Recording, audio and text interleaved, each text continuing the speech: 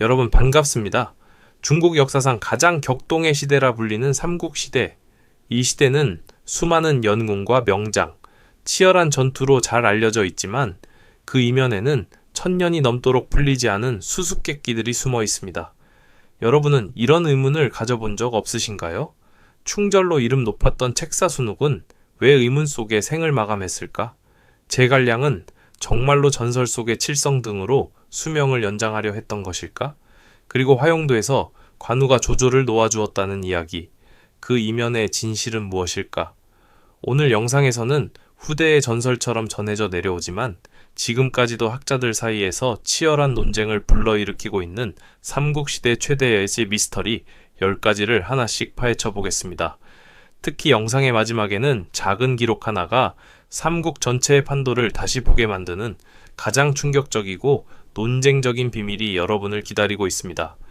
끝까지 시청해 주시고 앞으로도 봉신연애, 수호지, 서유기 등 동양고전 속 숨겨진 역사와 이야기를 함께 탐험하고 싶으시다면 구독과 알림 설정도 꼭 부탁드립니다. 그럼 지금부터 삼국시대의 미궁 속으로 함께 들어가 보시죠. 1. 순욱의 죽음에 숨겨진 미스터리. 충신 책사가 맞이한 의문에 최후 순욱 슌유, 자는 문양 웬루어, 후한말, 조조 진영을 대표하던 최고의 책사 중 한 명으로 당시 사람들은 그를 한나라의 장량에 비견했습니다. 조조가 세력을 키우고 북방을 안정시키는 과정에서 순욱의 전략과 정치적 안목은 결정적인 역할을 했습니다. 하지만 이런 위대한 인물의 최후는 지금까지도 많은 의문을 남기고 있습니다. 순욱은 서기 212년, 아무런 설명도 없이 갑작스럽게 생을 마쳤기 때문입니다. 정사인 제3국지, 진수저에는 순욱의 사망 원인이 극히 간략하게만 기록되어 있을 뿐 구체적인 경위는 전혀 남아있지 않습니다. 이로 인해 역사학자들은 한 가지 질문을 던지게 됩니다. 왜 이렇게 큰 공신의 죽음이 이토록 조용히 처리되었는가? 현재까지 제기되는 대표적인 가설은 세 가지입니다. 첫 번째는 자결설입니다. 말년의 순욱은 조조가 위공웨이공에 오르고 황제의 자리를 넘보는 행보에 대해 공개적으로 반대했습니다. 한 왕조에 대한 절대적인 충성과 조조의 정치적 야망이 정면으로 충돌한 것이죠. 이로 인해 깊은 절망과 갈등 끝에 스스로 생을 마감했다는 해석은 오늘날 많은 연구자들이 가장 설득력 있게 보는 견해입니다. 두 번째는 타살 또는 강요된 죽음이라는 주장입니다. 명확한 증거는 없지만 순욱이 실각한 이후 얼마 지나지 않아 갑작스럽게 사망했다는 점은 그가 조조에게 불편한 존재가 되었음을 암시합니다. 조용히 제거되었을 가능성을 배제할 수 없다는 것이죠. 세 번째는 자연사, 즉 병사설입니다. 전란이 끊이지 않던 시대였던 만큼 질병으로 생을 마쳤다는 주장도 존재합니다. 그러나 단순한 병사였다면 왜 조조 정권은 그에게 걸맞은 성대한 추모를 하지 않았고 왜 사서에는 이렇게 빈약한 기록만 남아있는 걸까요? 이 미스터리는 곽가나 정국처럼 사망 경위가 비교적 명확한 인물들과 비교할수록 더욱 짙어집니다. 수많은 중대 전략을 담당했던 핵심 인물 순욱만이 유독 흔적 없이 역사 속에서 사라진 것입니다. 결국 순욱의 죽음은 지금까지도 삼국시대 최대의 미스터리 중 하나로 남아 있습니다. 이 사건은 단순히 한 책사의 최후가 아니라 혼란의 시대 속에서 충성, 권력, 그리고 신념을 지키는 대가가 무엇이었는지를 깊이 생각하게 만드는 역사적 질문이기도 합니다. 이 이상 조조는 충신이었는가 아니면 권력을 찬탈한 간신이었는가? 끝나지 않은 논쟁 조조 차오차오, 뜬는 중국 고대사에서 가장 논쟁적인 인물 가운데 한 명입니다. 탁월한 군사 전략가이자 정치가였고 동시에 뛰어난 문인이었지만 대중문화 속에서는 오랫동안 강요하고 냉혹한 권력자의 상징으로 그려져 왔습니다. 그렇다면 조조는 과연 한나라를 위해 헌신한 충신이었을까요? 아니면 황제를 앞세워 권력을 휘두른 기회주의적 인물이었을까요? 이 질문은 1000년이 넘는 세월 동안 끊임없이 이어져 온 역사적 논쟁입니다. 조조가 활동하던 후한말은 환관과 외척의 권력 다툼으로 조정이 붕괴되고 천하가 극심한 혼란에 빠진 시대였습니다. 동탁을 제거한 이후 조조는 빠르게 세력을 키워 허창을 장악하고 헌제를 옹립해 제후를 통제한다. 명분을 내세웠습니다. 겉으로 보기엔 조조는 끝까지 왕을 칭하지도 황제의 자리를 넘보지도 않았습니다. 헌제를 곁에 두고 신하의 위치를 유지한 점은 일부 역사학자들로부터 탁월한 정치 감각이자 형식적으로나마 한 왕조에 대한 충성으로 평가받기도 합니다. 그러나 바로 이 점이 그를 간신이라 부르는 가장 큰 이유이기도 합니다. 황제를 직접 폐위하지는 않았지만 조정을 완전히 장악해 헌제를 정치적 상징으로 활용하며 실질적인 권력을 독점했기 때문입니다.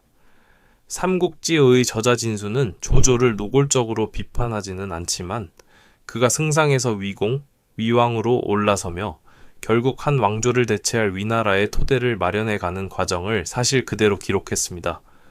조조가 스스로 황제에 오르지 않고 그 길을 아들 조비에게 넘겼다는 점 역시 후대에는 도를 겉은 충신, 속은 반역이라는 평가를 낳았습니다.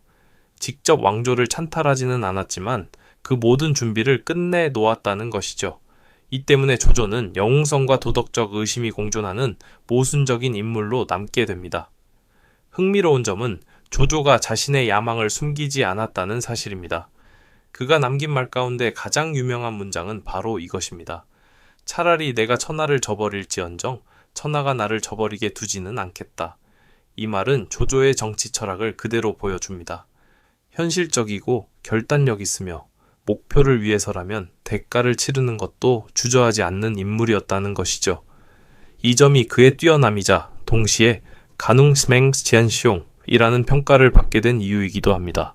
하지만 보다 현실적인 관점에서 보면 조조는 분명한 개혁가이기도 했습니다.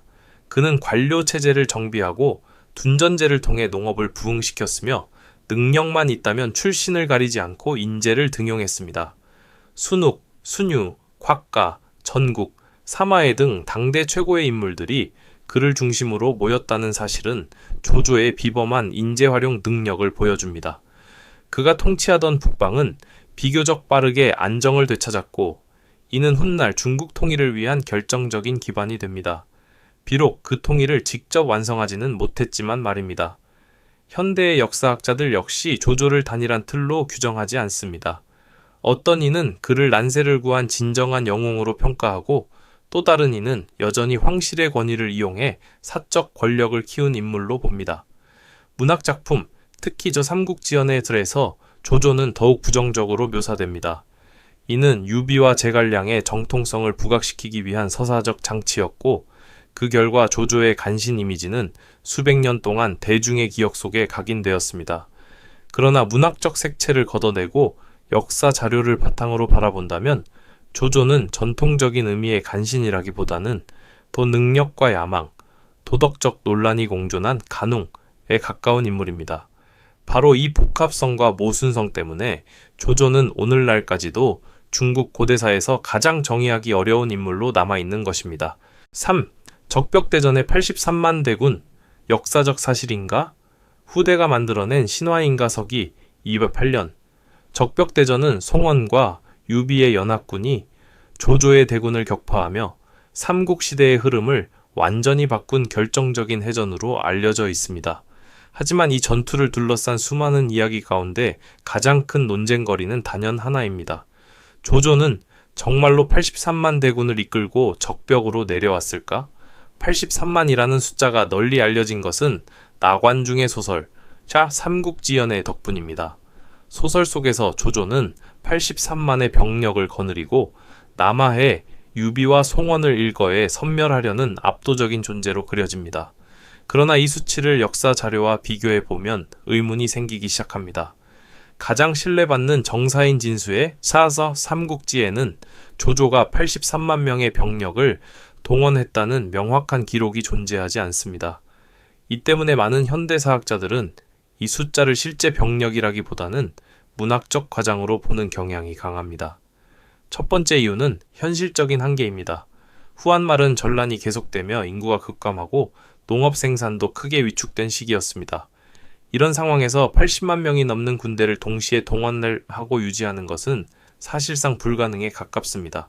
군대에는 병사뿐 아니라 식량, 수송, 말과 수레, 의료와 보급 인력까지 필요하지만 조조 정권이 그런 규모의 군수 체계를 갖추고 있었다는 증거는 없습니다.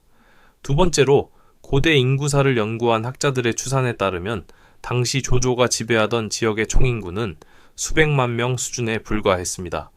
노인과 여성 아이들을 제외하고 실제로 동원 가능한 병력을 고려하면 정규군과 보조 병력을 모두 포함해도 약 20만에서 30만 명 정도가 현실적인 상한선으로 보입니다.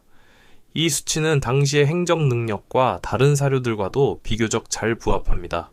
일부 현대 연구자들은 83만이라는 숫자가 전투의 규모와 극적인 대비를 강조하기 위해 의도적으로 부풀려졌다고 봅니다. 중국 고전 문학에서는 전쟁의 장엄함을 드러내기 위해 병력 수를 과장하는 사례가 흔했기 때문입니다. 조조의 군세를 극대화함으로써 제갈량과 주유가 거둔 승리를 더욱 전설적으로 만들려는 서사적 장치였다는 해석입니다. 이 가설을 뒷받침하는 근거는 조조 자신의 글에서도 찾아볼 수 있습니다. 조만집차에 남긴 시문에서 그는 남쪽으로 진군하며 식량 부족과 병력 유지의 어려움을 여러 차례 언급합니다. 이는 그가 이끈 군대가 결코 소규모는 아니었지만 문학에서 묘사되는 83만 대군과는 거리가 있었음을 시사합니다. 물론 그렇다고 해서 조조의 군대가 약했다는 뜻은 아닙니다. 당시로서는 여전히 송원유비 연합군을 능가하는 강력한 전력이었습니다.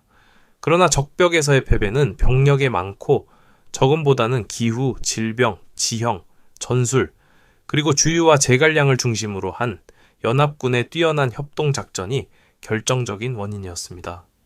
특히 북방 출신 보병 위주의 조조군은 수전에 익숙하지 않았고 남방의 습하고 더운 환경 속에서 질병이 퍼지며 사기가 크게 흔들렸습니다.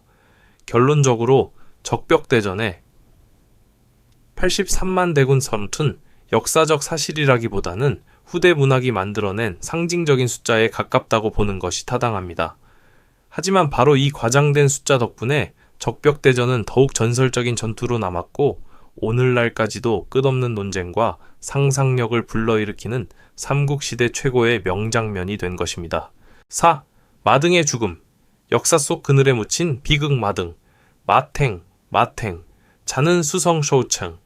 후한 말에 이름을 떨친 명장이자 촉한의 5호 대장군 가운데 한 명인 마초의 아버지입니다. 그는 복파장군 마원, 마유엔노의 후손으로 대대로 무장을 배출해온 가문 출신이었으며 오랫동안 서량 일대를 지키는 핵심 인물로 평가받았습니다. 혼란한 변방에서 그의 존재는 서쪽 세력을 안정시키는 버팀목과도 같았습니다. 그러나 서기 231년 마등은 조조의 부름을 받아 허창으로 들어간 뒤 갑작스럽게 처형됩니다. 이 사건의 구체적인 이유는 오늘날까지도 명확히 밝혀지지 않았으며 여러 상반된 해석만이 전해질 뿐입니다.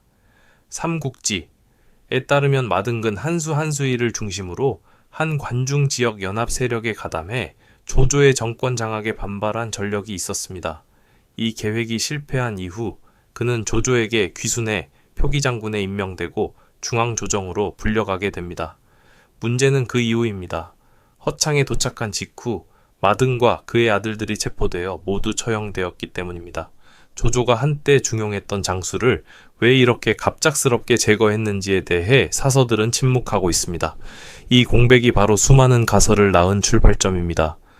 가장 널리 받아들여지는 첫 번째 해석은 조조의 의심과 경계심입니다. 마등은 겉으로는 귀순했지만 그의 근거지는 여전히 서방 변방이었고 조조의 통제가 완전히 미치지 못하는 지역이었습니다. 게다가 그의 아들 마초는 서량에서 압도적인 지지를 받던 최정계 장수였습니다. 조조가 마등을 허창에 머물게 한 것은 일종의 인질이자 통제 수단이었을 가능성이 큽니다. 그리고 만약 부자가 다시 손을 잡을 가능성을 감지했다면 선제적으로 제거했을 수도 있다는 것입니다. 두 번째 가설은 조정 내부의 정치적 갈등입니다. 일부 기록에 따르면 마등은 중앙정계에서 조조 측근 세력과 이해관계가 충돌했고 그 결과 희생양이 되었을 가능성도 제기됩니다. 다만 이 주장은 관련 자료가 많지 않아 결정적인 증거로 보기는 어렵습니다. 주목할 점은 마등의 처형이 마초와 한수가 봉기해 동관대전을 일으키기 직전에 벌어졌다는 사실입니다. 이를 두고 일부 연구자들은 부친의 죽음이 마초의 격렬한 반조조 투쟁을 촉발한 것이 아니냐는 의문을 제기합니다. 만약 그렇다면 조조의 선택은 위협을 제거하기는커녕 오히려 더 큰 전쟁을 불러온 셈이 됩니다. 후한서에 역시 마등의 최후를 매우 간략하게만 기록하며 반란 음모에 연루되어 처형되었다. 고만 전할 뿐 구체적인 정황은 남기지 않았습니다. 정사들마저 이렇게 모호하게 서술하고 있다는 점에서 이 사건의 진실은 끝내 하나로 수렴되지 못하고 있습니다. 분명한 사실은 하나입니다. 마등은 전장에서 패해 죽은 것이 아니라 권력의 중심지인 허창에서 정치의 이름으로 생을 마쳤다는 점입니다. 서량을 지탱하던 노장군은 더 이상 정치적 가치가 없다고 판단되는 순간 가차없이 제거되었습니다. 이 비극적인 결말은 삼국시대가 얼마나 냉혹하고 무자비한 권력의 시대였는지를 여실히 보여주는 사례라 할 수 있습니다. 5. 조예의 진짜 출생, 삼국시대 최대의 혈통 논란, 조예 차오루이, 위나라 명제, 웨이밍디, 조비의 뒤를 이어 위나라의 두 번째 황제가 된 인물입니다. 그는 226년부터 249년까지 재위하며 위나라의 비교적 안정된 통치를 이어갔습니다. 하지만 그의 출생의 비밀은 삼국 역사에서 가장 논쟁적인 미스터리 중 하나로 남아 있습니다. 정사 기록에 따르면 조예는 조비와 정부인 칠청후렌 사이에서 태어난 아들이며 황태자로 책봉되어 후에 황위를 계승했다고 나와 있습니다. 그럼에도 불구하고 삼국시대부터 조예가 조비의 친자가 아닐 수 있다는 의문이 제기되었습니다.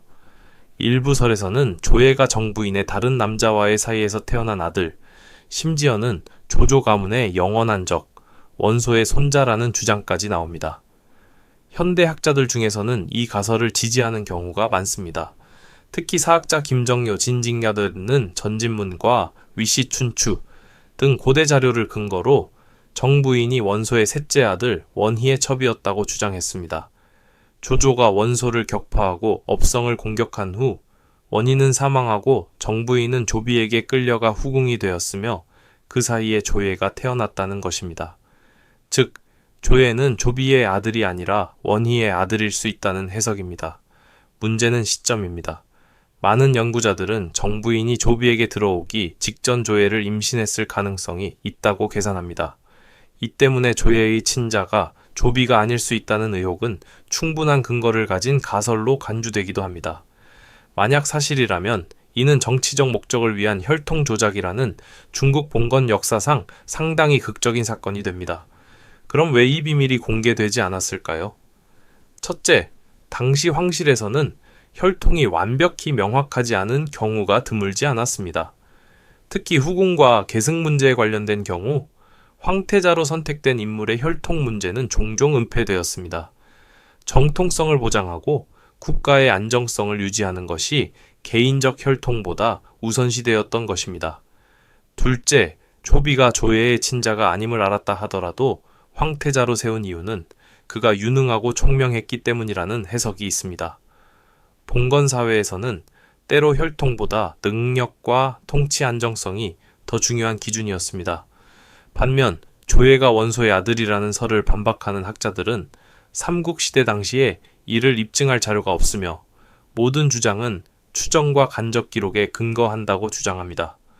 정사인의 삼국지는 조예를 조비의 아들로 명시하고 있으며 이는 공식적인 역사 기록으로 인정받습니다. 그럼에도 불구하고 현대 학자들이 끊임없이 의문을 제기하는 것을 보면 조예의 출생 비밀은 여전히 풀리지 않은 미스터리로 남아 있습니다. 이 사건은 단순한 혈통 논란을 넘어 혼란스러운 시대 속 권력과 정치, 그리고 인간사의 복잡성을 보여주는 삼국시대 최고의 흥미로운 역사적 퍼즐 중 하나라 할 수 있습니다. 6. 이엄 사건. 삼국시대 가장 의문스러운 법적 미스터리. 이엄 리얀, 자는 정방정방, 촉한 시기, 유비와 제갈량 아래에서 중신으로 활약했던 인물입니다. 그는 후장군과 익주 총독을 역임하며 제갈량의 북벌작전에서 필수적인 군수 업무를 담당했습니다. 하지만 231년 이엄은 갑작스럽게 관직에서 해임되고 평민으로 강등당하며 군령 위조 및 군량 운송 방해라는 죄목으로 기록됩니다. 겉으로는 명확해 보이는 이 사건 뒤에는 오늘날까지 풀리지 않은 큰 미스터리가 숨어 있습니다. 삼국지도에 따르면 이엄은 전선에 충분한 군량을 공급하지 못했고 제갈량의 명령을 위조해 책임을 회피하려 했다고 합니다. 사건이 발각되자 제갈량은 그를 불러 신문했지만 반역에 해당할 수 있는 중죄임에도 불구하고 사형은 내리지 않고 단순히 평민으로 강등시키는 데 그쳤습니다. 이런 관대한 처분 때문에 현대학자들은 의문을 제기합니다.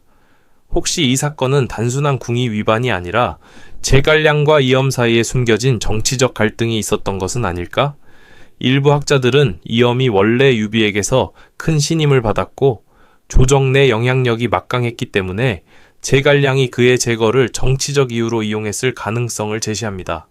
즉, 군량 사건은 표면적인 구실일 뿐 실제 목적은 강력한 경쟁자를 제거하기 위한 것이라는 해석입니다. 이엄은 성격이 곱고 직설적이었으며 종종 제갈량의 정책에 공개적으로 반발하기도 했습니다. 예를 들어 제갈량이 전쟁에만 집중하고 내정을 소홀히 한다고 직접 지적한 적도 있습니다.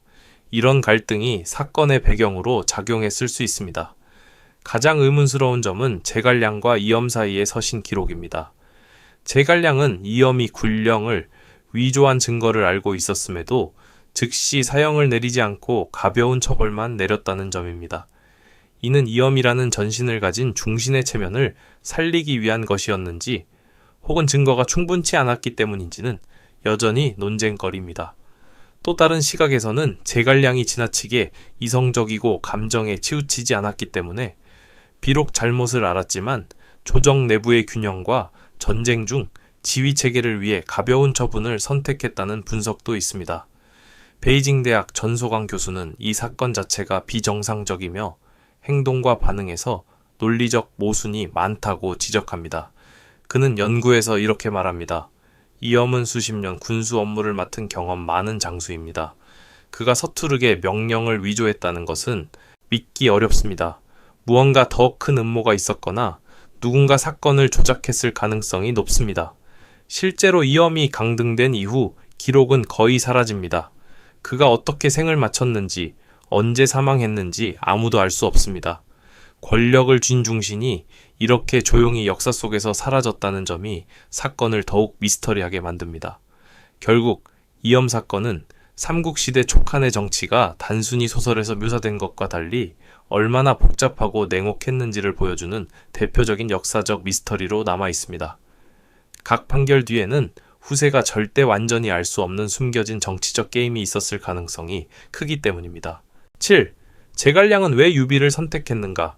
권력보다 덕을 택한 지혜 제갈량, 주거량, 108러세34, 자는 공명, 콩밍, 중국 역사상 가장 존경받는 전략가이자 정치가 중 하나입니다. 그의 업적과 명성은 주로 촉한, 특히 유비와 함께한 시기와 깊이 연결되어 있습니다.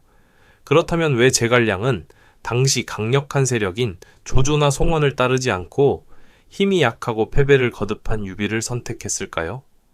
삼국지와 삼국지 주석에 따르면 제갈량은 본래 양도 출신으로 혼란을 피해 남양으로 이주했다고 전해집니다. 그곳에서 그는 용중, 롱종에 응어하며 관중과 악기를 스스로의 본보기로 삼고 세상을 기다렸습니다. 그의 성격은 관대하고 깊이가 있으며 전체 정세를 꿰뚫는 통찰력이 있었습니다. 당시 조조는 북중국의 강력한 권신으로 한나라 조정을 장악하고 중원 지역을 통치하고 있었습니다. 송원은 아직 절대 권력을 가진 상태는 아니었지만 동호의 기반은 안정적이었습니다. 반면 유비는 망명 중인 인물로 병력은 적고 계속 실패를 겪고 있었습니다. 그럼에도 불구하고 제갈량은 유비를 택했습니다. 그 이유 중 첫째는 덕과 인품입니다. 제갈량은 유비에게 보낸 편지에서 이렇게 밝혔습니다. 내가 유비를 택한 것은 세력 때문이 아니라 그가 인덕을 갖춘 인물이며 현인을 존중하고 인재를 아는 사람이기 때문이네. 즉 그는 권력이나 명예보다는 도덕과 의로움을 중시했습니다. 조조는 재능이 뛰어났지만 권모술수에 능하고 천자를 이용해 군주를 조종하는 스타일이었기에 제갈량의 이상과 맞지 않았습니다. 송원은 당시 아직 지도력과 인격이 입증되지 않은 상태였습니다. 둘째, 유비의 성실함과 끈기가 제갈량을 움직였습니다. 삼국연의에 등장하는 삼고초려 이야기는 다소 낭만적으로 부풀려졌지만 실제 역사 기록에서도 유비가 3번이나 제갈량을 찾아가 그의 신임을 얻으려 했다는 사실은 남아 있습니다. 이는 제갈량이 특히 중요시했던 인재를 아는 마음을 확인할 수 있는 부분입니다. 현명한 군주가 인재를 존중하고 신뢰해야 한다는 원칙이 제갈량이 유비를 선택한 핵심 이유였습니다. 셋째, 제갈량은 대의와 이상을 중시했습니다. 그의 목표는 한나라를 회복하고 천하를 평정하는 것이었습니다. 당시 세력 중에서 유비만이 한나라에 충성하는 진정한 마음을 가진 인물로 평가되었습니다.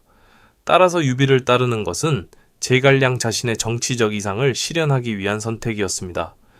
북벌 전쟁에서 실패하더라도 그는 끝까지 이 이상을 지켰습니다. 물론 현대학자들 중 일부는 제갈량이 유비를 선택한 것이 기회주의적 판단일 수 있다고 봅니다.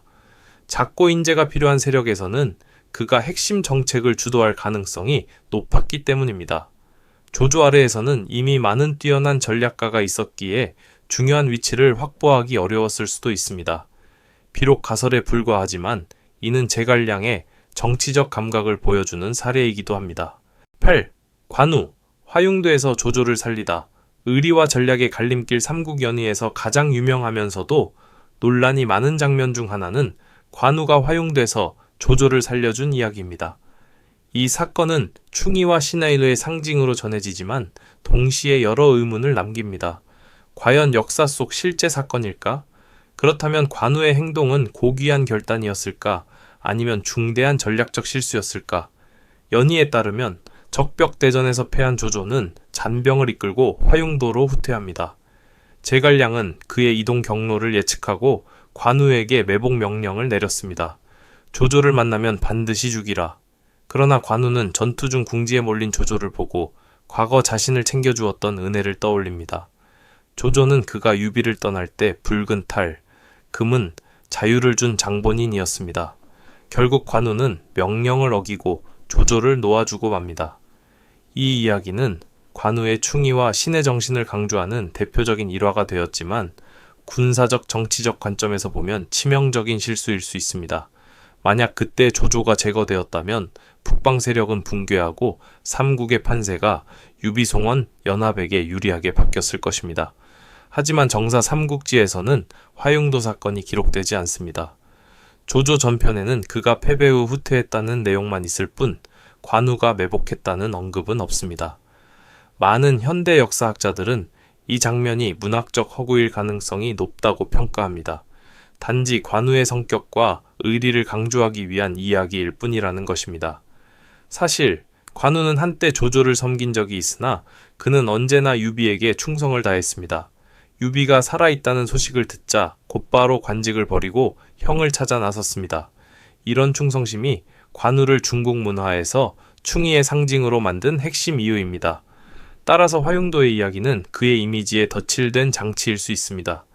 또 다른 시각에서는 화흉도 사건이 허구라 하더라도 관우가 개인적 의리를 중시하고 때로 국가 전략보다 사적 은혜를 우선시했다는 사실을 반영한다고 봅니다.